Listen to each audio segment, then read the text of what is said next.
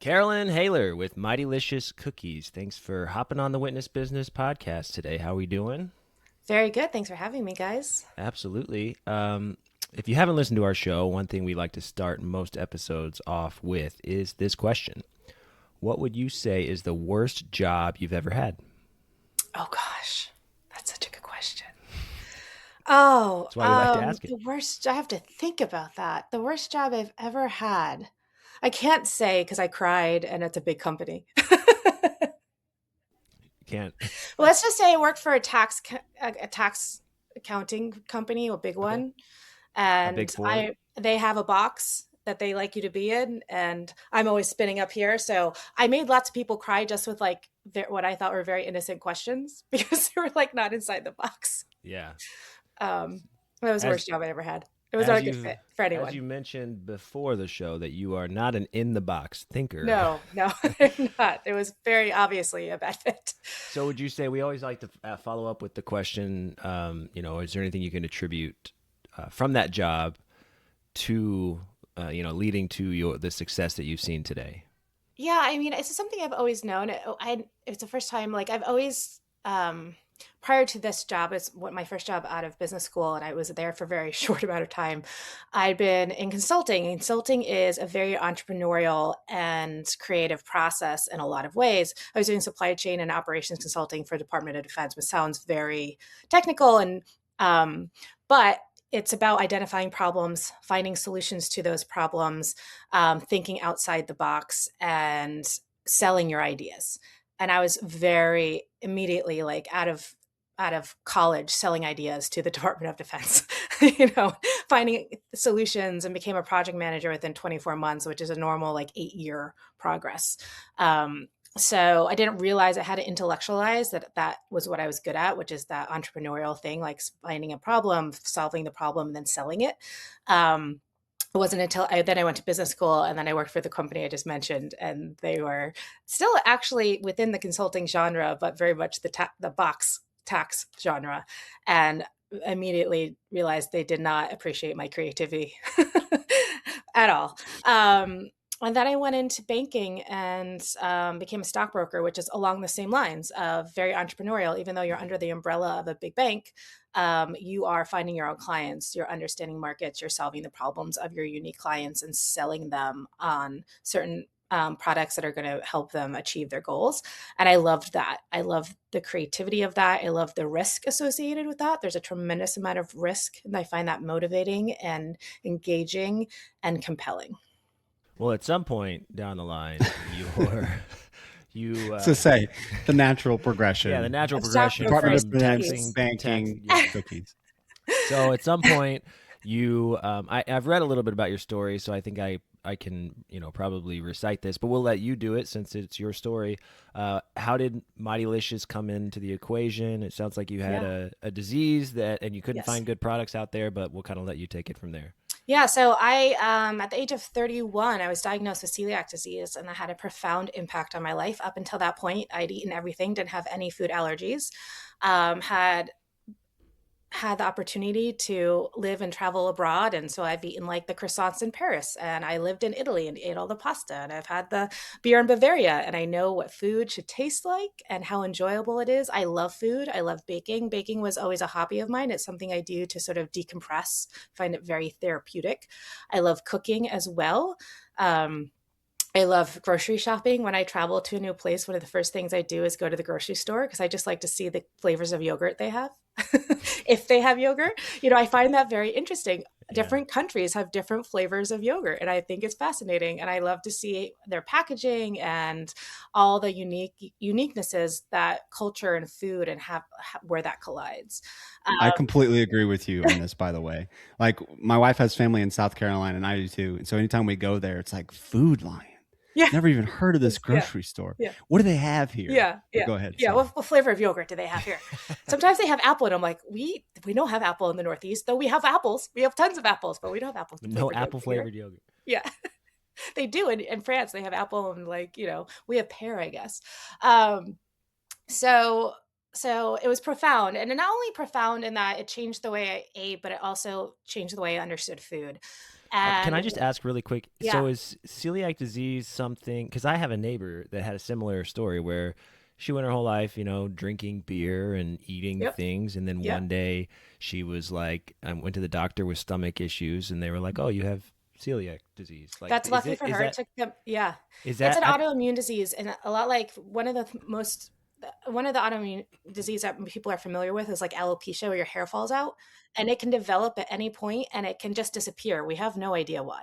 So I have an autoimmune disease. It's not an allergy. I create antibodies that attack my colon and destroy my colon, and so it took them 9 months to diagnose me. When I first started going to the doctor, it was just for indigestion, and it was nothing major, but annoying enough that I wanted to talk to my GP about it. And over the course of 9 months, my immune system started failing. My skin turned gray, my hair was falling out, my stomach was distended. I had body aches, and my doctor looked at me and he goes, "Maybe you have HIV." And I was like, "Maybe you should have tested for that 9 months ago." Like you tested for everything else, right? And imagine the crescendo of thoughts going through your yeah, head as a for single nine young months. person in a big city. Like, Yeah. how long have I had this? Who gave it to me? How did this happen? When did this happen? Yeah. It's devastating. Um, so lucky for me, I had a colonoscopy and endoscopy because of how distended my stomach was, scheduled for a few days later, and they found the antibodies and were like literally handing me a piece of paper. We're like, "Congratulations, you have celiac disease. Enjoy your life." When you think about celiac disease, so the reason why my skin was turning gray and my hair is falling out is because um, I was creating antibodies that were attacking my colon, and you absorb nutrition and vitamins and minerals through your colon. So if it's being destroyed, you can't absorb any nutrition, even non gluten things, which is why my immune system was failing. And so this is permanent. There's no cure for it. The only cure is to not eat gluten.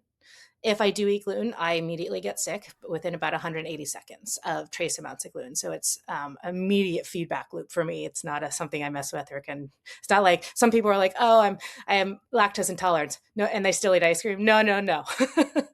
that, No lactate for yeah, this. yeah. No This is lactate not like, equivalent. "Oh, I'm gonna have ice cream and have an upset stomach in an hour or two." This is an immediate my like Yeah, illness for not me. we don't mess with it. Um, Sorry, real quick, it reminds me of, have you seen that movie Crazy Stupid Love?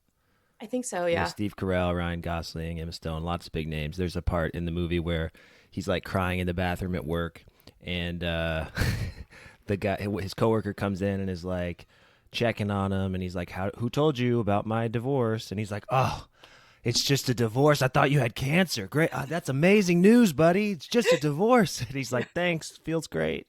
That's how. Yeah. That's what I No, picture with celiac. You're like, "Oh, it's just celiac. I Great." was. I was relieved. My sister, who was in medicine, was like, "Oh, that's going to be really hard, Carolyn." Like, she was like, Yeah, "Wow, that's terrible." But I was very relieved. yeah, It was a few days before Thanksgiving. So I was like, I'm not, because we tested for celiac disease, obviously, with blood tests and like did all the tests for dairy and soy and gluten, all those things. And they'd been negative. It was when they found the antibodies that it was a confirmation. And so I was like, I'm not eating anything unless it was pulled off a plant, like, and I can see a stem, unless it's got its stem attached, or it was cut off an animal and I can see where the knife, like, I was gonna say right before yeah. Thanksgiving, you're like, I'm gonna have turkey And and green beans turkey. and apples, nothing else. And within 24 hours, my skin was pink again. Obviously, it took years before I fully healed my body, but it was immediate. And it was because I'd already done these elimination diets, and sort of I had to go through this journey of learning how to heal my body. And I realized gluten's in everything. It's not just in bread and cake and pasta and beer, right? Those are the things you think about. It is a filler, a color, and a preservative. So it's in imitation crab. It can be in ham and turkey in the cold cut aisle. It's in Pepsi Cola and Coca-Cola and ginger ale as caramel color. It sometimes is in apple cider vinegar. Unless you get organic apple cider vinegar, sometimes has caramel color in it. It can be a filler in spices. So I've been contaminated before by cinnamon, because I was sprinkling cinnamon on my coffee in the morning and there was trace amounts of gluten in the cinnamon. So it can be in there as a filler. It can also just be in there as like cross contamination from the mill where the cinnamon was milled at. If they don't clean the lines between ingredients, there can be cross contamination. So it's in almost everything in the grocery store, unless it is the produce aisle or the butcher. And I even swear, then, imitation crab you get from the butcher, but it's still in things like that. So it eliminates most commercial products from your diet. the way you talk about that, Steve and I have jokingly discussed this before, where it's like for all the gluten-free things, it's like, what are we doing with all the extra gluten? And I think we have arrived at our answer. Yeah. It's just putting it in every random Yeah, thing that well, we it's can. so caramel color is in a lot of things, and the gluten in like bread. You know how bread gets that toasty color? It's from the gluten. So they use it to make caramel color, which is added to things because when you bake commercially, you're often baking at very low temperatures for a very long time to get it really dry and and stable for shelf. But then you don't get that nice caramelization. So then they add caramel color in. And imagine drinking Pepsi Cola if it was clear. It is clear. They make it brown, right? Ginger ale would be clear, but they make it brown by adding caramel color or food coloring, which is made from gluten. So it's added into a lot of things for very reasonable reasons, but we're consuming so much more gluten than we know we are. We think like when you're drinking a Diet Coke or a can of ginger ale, you're not thinking, oh, this gluten tastes great. You're thinking, I'm drinking a beverage that's 99% water.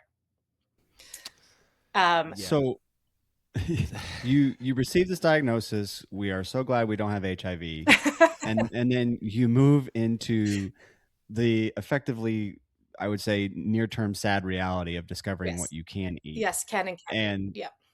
as described on your website, every cookie you go to eat pretty much turns to powder the second you touch it. Yes. So obviously you're running into this discovery phase. Can you kind of talk us through Yeah. like what that was like and what it took for maybe for you to say, all right, enough of this. Like I'm going to take this therapeutic exercise and this sawdust cookie and turn it into Mightylicious. something. Yeah, so it was about a 5-year period where I was still working in finance. I was a stockbroker, so part of my lifestyle was part of the motivation. I was getting up at 5 a.m. so that I could work out and be in the office by 7:30 before the markets open. Then I'm working as a stockbroker. We don't get a lunch break because you can't be away from your phones. When the markets are moving and your clients are calling, you have to answer the phone. You can't be like, oh, I need to go grab a tuna fish sandwich. So working from 7:30 to at least 4:30 without moving from my desk, and then being there after hours trying to build my business. So getting to work before the sun is up and then leaving work after the sun has set, and then realizing how convenient gluten is. Bread is very convenient. Cookies, muffins, bagels, all of these things make our lives a little more manageable in a way that if you aren't gluten free, you get to take for granted. I can make a gluten free sandwich for lunch, but by the time I eat it, because gluten is structure, by the time I eat it, it's turned into like it's made of rice flour. So it's turned into like mush. Like you can't hold it anymore. It just falls apart. And these Yeah, things start the to like, point so the I was point of using bread yeah, yeah, if it loses just the turns point. to mush and it falls apart. So I stopped being able to take food for granted in the way I used to be able to take food for granted. And food also, like you think you're going to miss things like birthday cake or pizza or pasta. And you think that's what's going to impact you. And the things that impacted me weren't those things necessarily. It was the things in our life that are more ceremonial because food is very ceremonial, and ceremony is how we manage ourselves, our emotions. It's how we connect to the world. It's how we deal and cope with our day. And something that ceremonial can be as simple as your coffee in the morning, a cup of tea, a Diet Coke at 3 o'clock when you still have a few more hours of work to go. It can be like anything, it could be something really small and trivial, but when it's taken from you, you start to realize, oh, this was important to me in a way that I was taking for granted.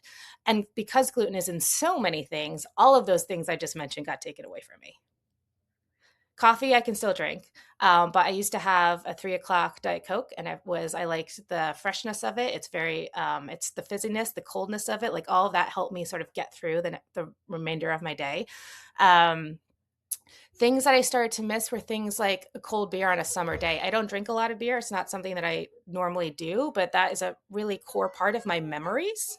And you start to miss these things in a way, and it starts to have a psychological impact that you never realized would. You never realized that that It's was kind of something that like was important to you you. you like to experience life. You don't necessarily rely on certain things like beer, Right. but it's part of a life experience of like Yep. sitting out on a beach or something on a Hmm. hot summer day and Hmm. having a cold one Hmm. that you kind of lament just that Exactly. experience. Yeah. And they actually, when they've done I read a study recently about children and memories, and children actually remember their vacations more you remember more of your childhood vacations than you do the day to day of your life, because those end up being part of your core memories. And I started to realize that as well. These things that punctuate my memory as a child are the things that I miss now as an adult. Not that I was drinking beer as a child, but you get the point. That was a childhood right there. um, I just and want to pause so, there for 1 second. yeah. Kyle, did you hear what she said about childhood and vacations? I'm pitching Kyle on Disney trips, and he's anyway. I There are digress. other Those are things the to memories. do. The We're tech. vacations you plan are the memories your kids are going to take for the rest of their life. Yeah, Just here so we you know. go. No Agreed. We pressure. can do that without paying the Mickey Mouse tax, as you were saying. Continue on. So I started to be far more aware of this. And at the same time where I was sort of figuring out what I could eat and what I couldn't eat and living this very hectic and stressful lifestyle, I also, more and more products were becoming available. This was 2012 at the time. And by 2017, when I started my company, there's more and more products, and gluten-free had become a little bit more mainstream. People were becoming more aware of gluten and celiac disease and sort of inflammation. You don't have to have celiac disease or gluten intolerance to want to reduce inflammation. So arthritis can be a reason why people are gluten-free. Cancer can be a reason why people are gluten-free. IBS. There's a whole host of illnesses. And as millennials were getting older and I was getting older, we all started to realize we couldn't eat Fruit Loops anymore. That was not good for us. And so there's all these products that were available, but in my opinion and my experience with them as the consumer, there wasn't a lot of differentiation. It was like the same crumbly, disappointing, sort of chalky, gritty product that didn't taste good and had a weird aftertaste and had a weird mouthfeel. And I often would buy them. They'd be very expensive and then I want to eat them. And I was literally just having a bad day. As you can imagine, that being a stockbroker, you can have some pretty hard days. You can have terrible market days. Your clients are blaming you because of Ebola virus in Africa. You're like, yes, I'm in control of this. Like, what are you going to do about this? It's all my fault, the Ebola virus and the stock market Yep. craziness, right? So there can be really stressful, hard days where you take a lot of, abuse, and there's a lot of crisis, and you just have to absorb it. And You just need sometimes, that Diet Coke. yeah, sometimes once I was beyond Diet Coke at this point, I was like, I need a cookie, right? And a cookie has no purpose in life other than to make you smile. It's not a source of nutrition or vitamins and minerals. It's not a significant source of calories. It's not a meal. It's meant to make you smile. That's it. It has no other. It's a little piece of sugar and chocolate. It's supposed to make you smile. And I was having a bad day, and I had been shopping and I was hungry and I hadn't eaten all day. And I grabbed this package of gluten-free cookies off the shelf in front of me as I'm waiting in line. And it's beautifully packaged. And it says this whole story about this artisanal chef, and they had celiac disease. And I open the package, I take out a cookie, I take a bite, and I can't even swallow it. It's just, and I like go do one of these and I'm like, and I put it back in the box. And I'm like, now I have to buy this. And I threw it out before I left the store. And I was like, that was it. That was like the straw that broke the camel's back. And I was like, I'm unhappy at my job right now. I don't know what I want to do next. And I deserve a cookie. And I was like, I love business and I love entrepreneurialism. I know how to drive a business. I understand profitability. I've been working with all of these high net worth, like clients, and many of them have stories where like, I started my business, now they're worth 150 million, and they started their business selling peaches on the side of the road, right? And these unbelievable stories of someone who has an idea and then followed their passion. Of course, being born in the 1940s is different from being born in the 1980s, different economy that you were born into. So there was a lot more of those stories back then, but it's still very inspiring. You realize that there's a lot more out there other than Facebook and Google and Amazon. There are these people who start these small businesses that end up being very successful. So, question, Mhm. because this is where my mind goes.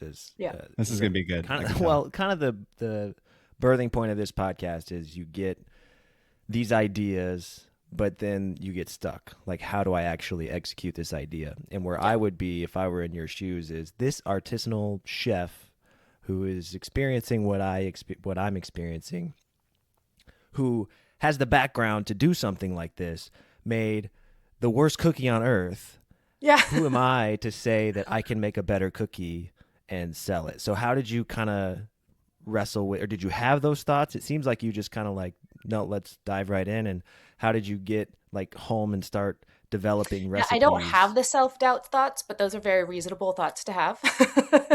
Those are I think a lot of perfectly people legitimate.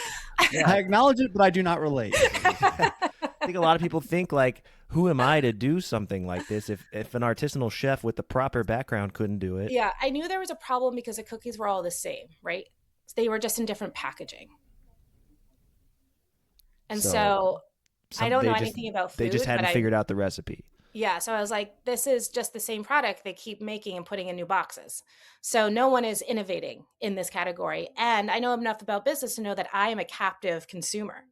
I don't have choice. So they don't have to innovate for me. Right? I learned about that in business school. Some consumers are Yeah, captive, some are yeah, not. that's a Have a great lot of point. choice. As a member of the gluten-free and celiac community, I'm a captive consumer. I don't have a lot of choice. There is no incentive for these big companies or small companies to really innovate for me because I have no choice in the matter.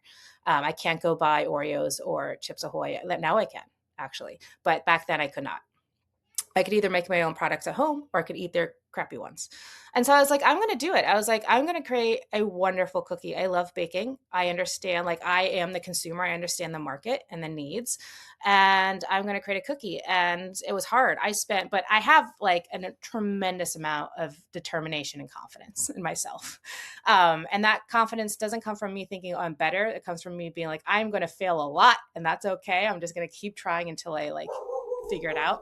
So I made tens of thousands of disgusting cookies. I would get up at 5 a.m. I would That's what start I was going to baking ask. around How many 6. bad batches did you make before the Like good ones? mounted, like mountains of cookies, Yeah. mountains. Like I couldn't even give away because they were so disgusting. Like if people didn't even eat them, I just tossed them, like garbage bags full of them every single day. So I get up every day at 5, go jogging, start baking around 6:30, and bake until like 10 p.m.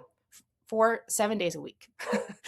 And so like also I went to business school and I'm like, there's like the 10,000 hour rule. Like eventually, if you do enough hours, you're gonna get there. And I realized like I did a lot of research. I researched all the gluten-free cookie recipes that I could find before I even started, before I even baked. I created a spreadsheet of every single gluten-free cookie recipe I could find, converted them all into units, realized they were all the same recipe, that there weren't even recipes out there to like work from. They were all the same recipe, just with different units of measure.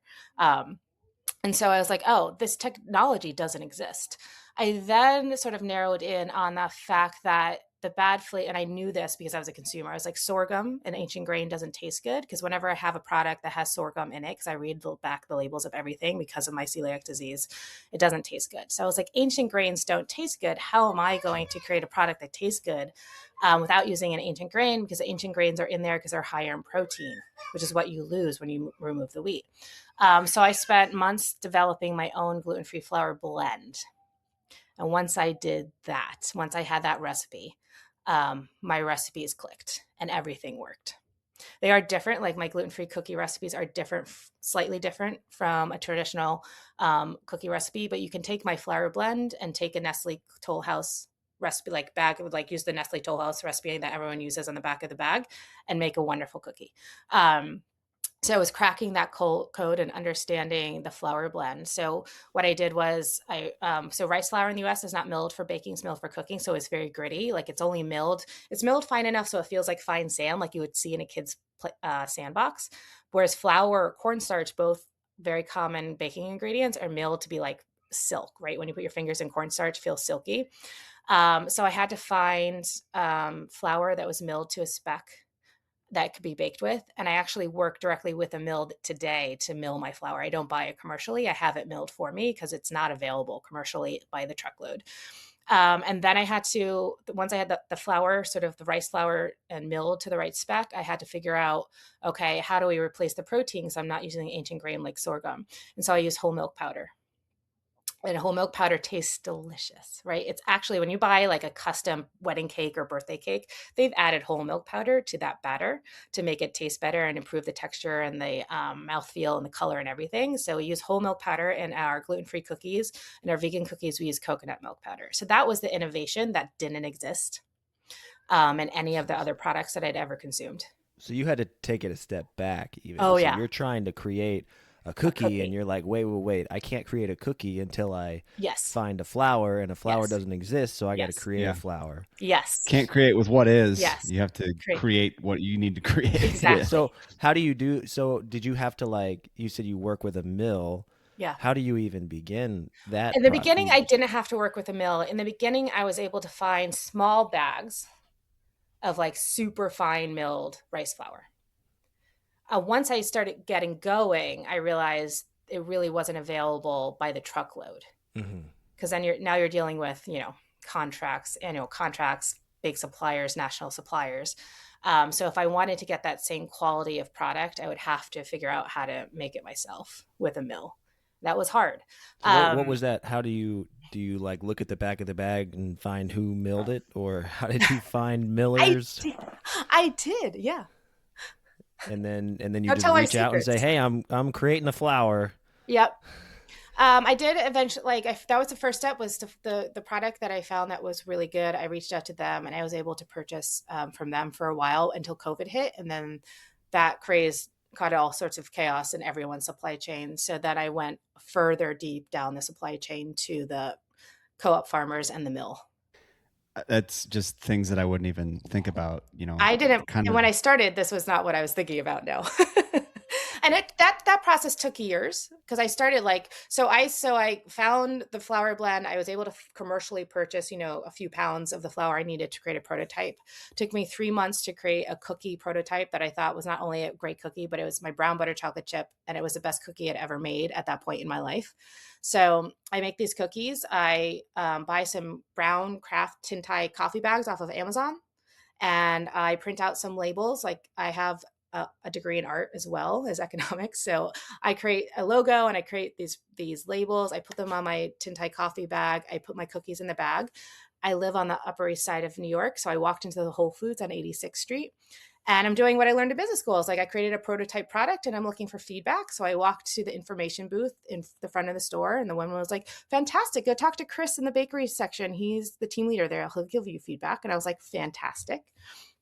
I walk over. Chris comes around. He's standing behind the cakes at Whole Foods, the cake counter. He comes around. I hand him some cookies. He goes, "That's the best gluten-free cookie I've ever tasted." He hands me his business card. He goes, "I'm the team leader here. I want you to go down to Union Square into Brooklyn. And if we ask for the team leaders at those stores, and if we all email our regional team, they could onboard you to our local forager program." I don't know what any of this means. I don't even know what a team leader is, but I'm like, okay, no problem. You're just thrilled that he said it tastes Yeah, good. yeah. I'm just happy I gave me his business card, right? Like, that Yeah. he's like giving me this positive feedback. So I take my cookies and I go to Union Square and I go to Brooklyn. And this takes a long time. From Upper East Side to Brooklyn is like 50 minutes. So I spent all day talking to these people. This was on a Thursday, and I was being onboarded to the Whole Foods Forager program by Monday. I didn't have a license. I didn't have a commercial kitchen. I didn't have insurance. I didn't have any of the things that you need to sell food to the public. It's not a, I have cookies. I had 3 cookies. Yeah. And they I taste was decent. baking in my studio apartment in my 24-inch oven with where this pan, like my pan was like the size of a toaster oven pan. I was like, I'm making 12 cookies at a time. Basically, like a And then like a Whole Foods is graduated. like, "We're going to onboard you and we'll be placing a PO." Fortunately, like, for me, like, that was my entire go-to-market strategy. That was like the luckiest thing that has ever happened in my entire life, because it takes people years to get So into Whole Foods. you're telling them, hey, I'm gonna need a little time to get up to speed here because I'm basically using the adult version of an easy bake Yes, oven. exactly. Yep. Yes. I Yeah. have no idea what I've never baked before. I've never even seen a commercial kitchen. In the commercial ovens, I eventually found you think of an oven with an oven rack and you put the tray on and you close the door. Commercial ovens are the size of a walk-in closet, and you put all of the cookies on these huge standing racks. You put them in and they spin. It's not the same thing. It's Go from massive. making And 12 to yeah, 1,000 in yeah, like one and batch. it's like, at the time, I now have little kids, so I don't do this often, but I was doing CrossFit and like strongman, and you're picking up 50-pound bags of like flour and dumping it into this enormous mixer that's the size of like a hot tub. That's some functional fitness right Yeah, Yeah. you there. don't even need to go to No, no, it's functional your fitness. box Yeah, after yeah. this. It's all sorts of deadlifts and Yeah, bench I press. love it. It's yeah. I have I've got a a quick sandbag question. in the garage right Yeah. there that I You don't throw need over it. my shoulder. You don't need to Yeah. do that. No. Before we go further down the journey, Mhm. or maybe this will go along with the kind of the journey itself, Yeah. but one thing that we've talked about with other food entrepreneurs is the difficulty, or maybe the not so obvious fact, that you can't just one-to-one scale ingredients and ratios to larger Yes, that was batches. one of my biggest hurdles. Wow, you guys do talk I, to food entrepreneurs. Yeah. And so I'd love to talk to you about that, because you're already dealing with something atypical. You had to create what you needed to Yeah. create your Yeah. product. Exactly. And then you're like, I just made this and now I don't even know how Yeah. to scale it out. So Mhm. I'd love to hear you talk about Yeah, that a so little bit. I talked to some people about it, and everyone told me they knew how to do it and they didn't. And what you're talking about is the fact that when you're baking something, you can only really multiply the recipe 4 times before the salt and the leaveners they increase exponentially, while everything else increases in a linear line. So salt, So you if need you more salt if you go more, if you go you have to do higher, less salt. less So if salt. you so here's some baking I don't. tips. We've talked to several entrepreneurs about this. I Steve, understand that it's different. I try still don't my know how. salty cookie. Try my salt lick. Yeah, no. So if you multiply a recipe by more than 4, it will taste like the ocean. All So the other don't. ingredients will taste fine, but the salt will taste This, like the ocean. so I don't if you think that'll sell 4x, well. if you more than 4x the salt, it's too much salt. Yes, Got it it. will burn your face. Yeah. Because So it's did the you? baking soda and the salt and the vanilla, they all multiply exponentially. So the curve goes like Yeah. this, where everything else is going in a linear fashion like this. So did you have an incident, or were you told Um, this, or and well, yeah, I mean, it was one of the biggest hurdles I had to overcome, because in order to bake commercially at all, you have to do like 50 pounds of dough, and your recipe is based on 24 ounces, or like 1 pound. Right, so you have to 50x it to get to where you need to be just to do Yeah, your first batch. it's more than um, 4. so this is where my background, like where I'm like a data nerd. Obviously I started this with spreadsheets, and you have to turn everything into ratios and then figure out how to multiply it. And it's something we still do. We still, like, because when I make cookies, we still are doing different batch sizes depending on what season we're in. So we can do an 800-pound batch or a 400-pound batch. It depends on the rest, on the flavor and the season we're in. So we're still working with, exponential equations and solving for the salt to make sure, because if it's too salty, it burns your face. If it's not salty enough, it won't taste good. So getting the salt right is the most important thing. Seasoning, just so you know, if you ever taste something, you're like, oh, it doesn't taste, it's a cookie, it's supposed to be sweet, and it doesn't taste punchy enough or bright enough, or it doesn't taste complex enough, it just doesn't have enough salt. Steve's going to use that at dinner parties, I guarantee it. So why not? always, even though the recipes tell you not to use salted butter, always use salted butter. Yeah. Always use salted butter. It's just going to taste better, and you always want a little more salt than the recipe says. So yeah, that was my biggest hurdle. I talked to a lot of people who had no idea what they were talking about, and then I just created my own spreadsheet, and I was like, I'm good at math. So Who needs a food scientist when you have Excel? Yes, exactly. Yes. and a brain. Yeah. So well, it was more of, I have no money. Like in the beginning, all I did to start hiring my business was I got some business credit cards, and I would get POs from Whole Foods. I would go into the commercial kitchen on the weekends. I would bake and package everything myself. And so I would just put all of my ingredients and all of the cogs onto my credit card, get paid 30 days later, pay down my credit card. And so I started my business just off my own credit card and my own credit score. There was no investors. A lot of the food entrepreneurs we've talked to, even with the food scientist part, Yeah. it's not like they knew somebody. It was kind of like a black market deal where they talked to someone in manufacturing. It's like, I don't know how to scale this. And then they're like, I know a guy. And it's like a lot of okay. mafia stuff happening. So so you obviously you figured it out with the power of Excel. You're very scrappy. Like the whole story sounds very scrappy, but I do want to know kind of where it went from there, because it's not sustainable. I mean, it's amazing and it's a great startup story, but if that's the business, like, man, you're working hard. Very. Yeah, well, very I mean, even beyond that, just kind of an in between, like you get that affirmation of Whole Foods, and you get that distribution model started, and I'll send you this separately. But after you were kind enough to send us some samples, a couple days later, my wife was in the grocery store with our kids, and she sent a picture of my daughter standing in front of the display with Oh, a bunch of amazing. your flavors of your cookies. Yeah, I'll send you the picture. Yeah, that would be great. Um, but you obviously, there's a lot that happens between random affirmation from random Whole Foods distribution guy to being on grocery store shelves halfway across the country. Absolutely. So Yeah.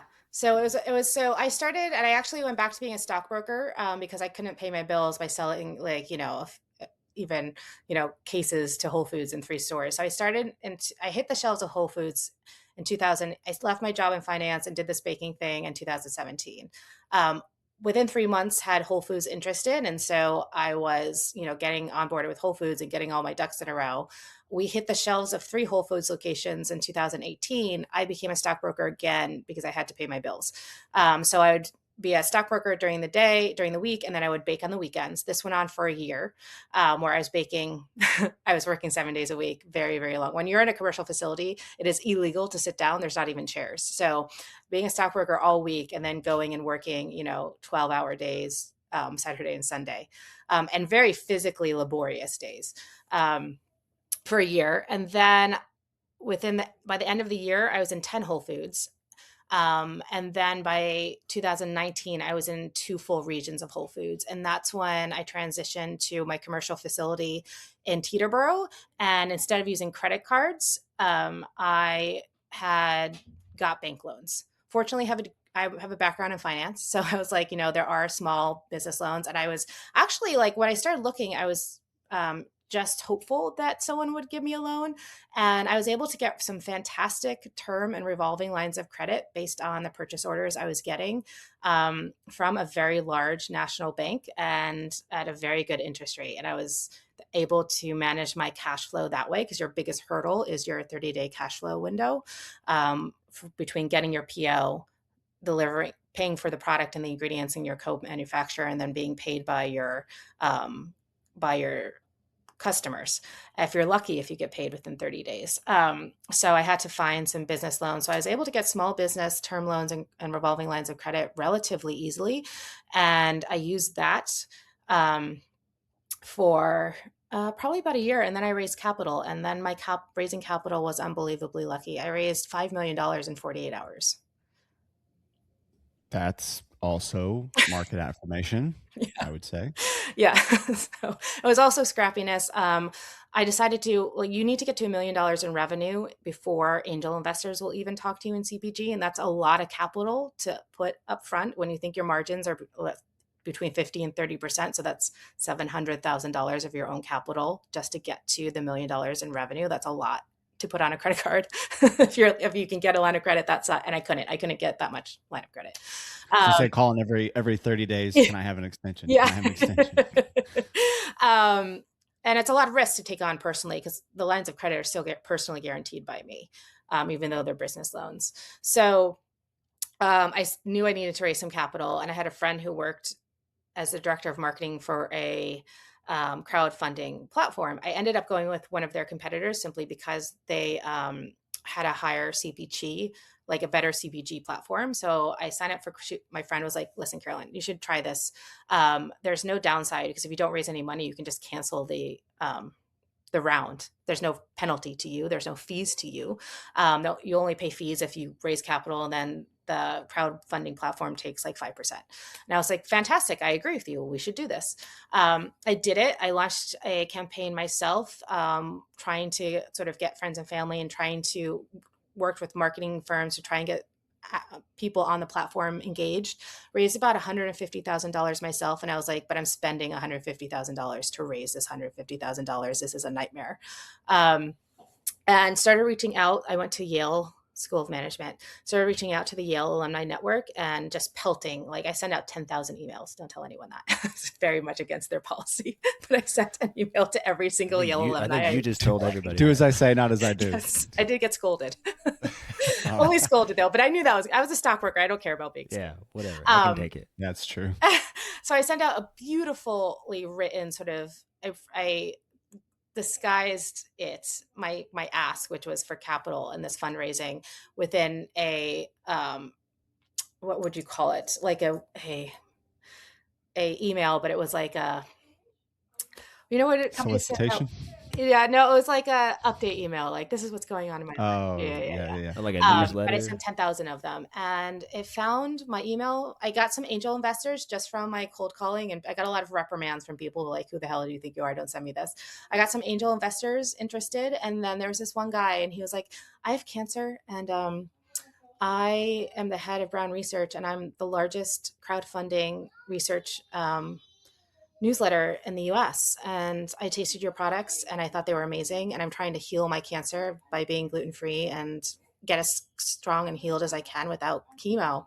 And my friends and family loved your cookies and I want to sponsor you." And I was like, "Who the hell are you? Like, what are you talking about?" And he goes, Email me anytime. "Yeah." And he's like, "But what you need to do is cancel your current campaign and launch one with me for 5 million." And I was like, "Buddy." And he was like, "You need to decide by the close of business today." And I was like, "You are out to lunch." And so I was like, "Okay, can I have till the end of close of business today?" It was like 3:30 p.m. And he was like, "Sure."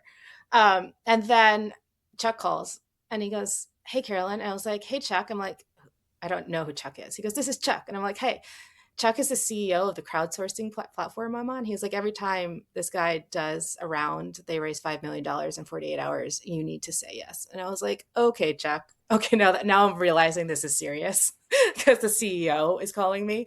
And I was like, "Okay." I was like, "I can't say no at this point."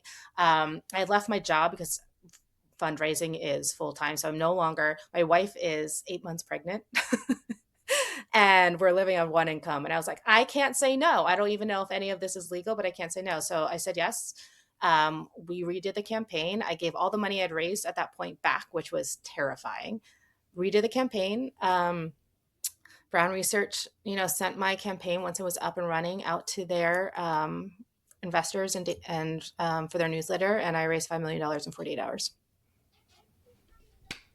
Just like that, just piece of cake or Piece that's how of the cookie cookie. crumbles. It's Yeah, because I whatever. sent 10,000 emails. It took me 3 weeks Yeah. to Yeah. send, because I couldn't, I sent actual emails. I did use like not WordPress. I did use like a function within Excel and Excel and Word, so that I didn't have to write 10,000 emails. But I did every single day send out 500 at a time, so it wouldn't get flagged by like the Google, like, Yeah. Oh, whatever the threshold yeah, is, I'm going for to two skirt weeks, right every under. day, I sent out 500 emails to Wow. 10,000 people. And it was Yeah. that determination and persistence that led That's to what I was this going to small say. Yeah, I person. think, that's a sales funnel right Yeah, there. well, yeah. I think a lot of people think they look at stories like this and they're like, you know, some lucky breaks. And You you say, call even, me what you want. Don't call me lucky. yeah, well, Yeah. even Yeah. you mentioned earlier that Hail you had Marys, and a not even lucky lucky break. breaks. These were Hail Yeah. Marys.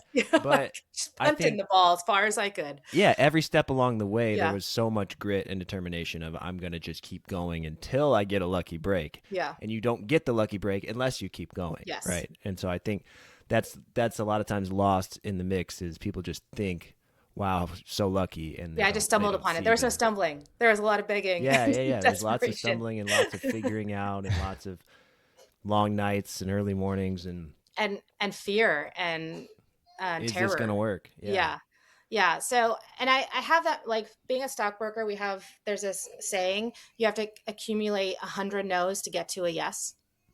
Because that Yep. means you have to cold call 199 people and get yelled at and told no and told off and hung up on before you get to a single yes. And so your Yeah. job is to accumulate these no's. But that single yes, it's like Changes your that life. was worth it. Yes. That was worth it. $5 Yeah. million. Worth all, And I all think of that the being an crap actor you is the won. same way. When you're auditioning thousands of times and you're looking for that one person to take to take a risk on you. Yeah. And so it's where I say, like, I have confidence because I'm good at dealing with failure. I know that from all of my careers. To be a stockbroker, you have to continuously deal with rejection and failure. Mhm. To be an entrepreneur, you have to have the emotional intelligence to continuously fail and be told no, and to, like, get to the point of near disaster and just keep going and just be like, I'm going to keep going until I can't, until it's The taken from me. emotional, Yeah. the emotional intelligence to say this is going to hurt. Yeah. Yeah. It's okay. Yeah.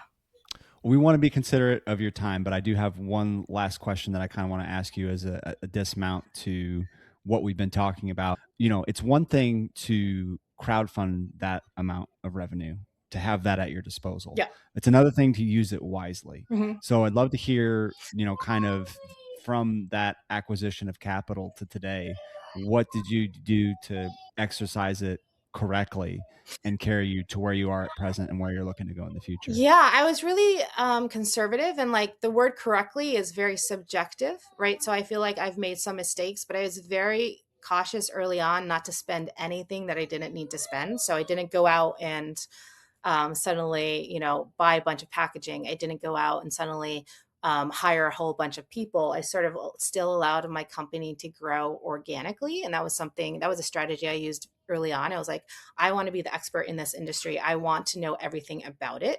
I want to have it grow organically. So I didn't spend a lot of marketing. I didn't spend a lot on ingredients. I didn't go out and hire a whole bunch of people. I sort of like took my time and let it grow at the pace that I needed.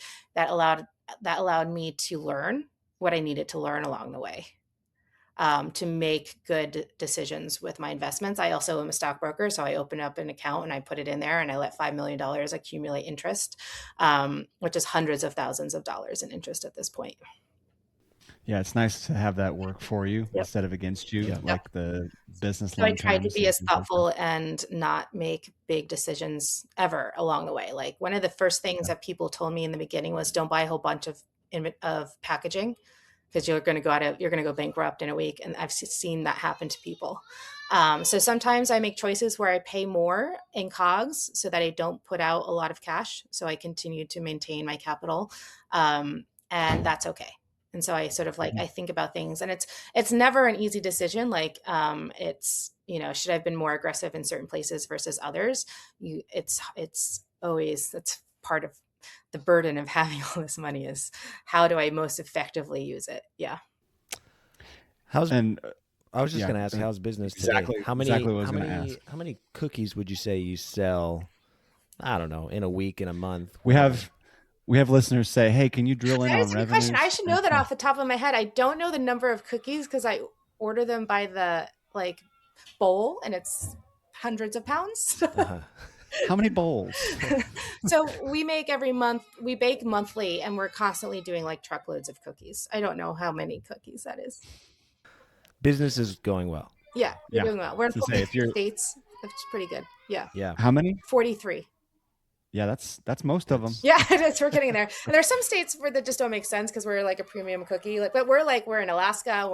I'm always like, especially with my Amazon business, it's amazing how people find me and where they Well, are. Yeah, so speaking speaking of, of, real quick, that's can you that's as plug good of for a us? segue as you're going to give us. Plug for us, where can we find you? If people want to try Mightylicious, if people want to follow you, follow your journey, where can they I'm do all going to that? hold up a little bag here since you Amazing. sent Yeah. us some. So This one was my favorite. It was my favorite too. The that's oatmeal my coconut. number one bestseller. That's a 100-year-old recipe from my wife's side of the family. It's from great great great grandma like Charlotte. I converted it to be vegan and gluten free at the request of Whole Foods, and it's now my number one best selling. We now have a whole vegan gluten free line because of it. You can find us at mightylicious.com. We ship nationwide. If you buy 3 bags or more, shipping is free. You can, of course, also find us on Amazon at our Mightylicious storefront. We're in HEB in Texas. We're in Giant in the East Coast. We're in Walmart's in the Northeast. We're in LA. We're in Chicago. We're in 43 states. You can find us in Alaska. If you can't find us, we're in a lot of specialty independent grocery stores, in addition to like the big box stores. If you can't, I don't know them all, as you can tell. We talked about this earlier. Every time you go somewhere, it's like, what is this grocery store? Yeah.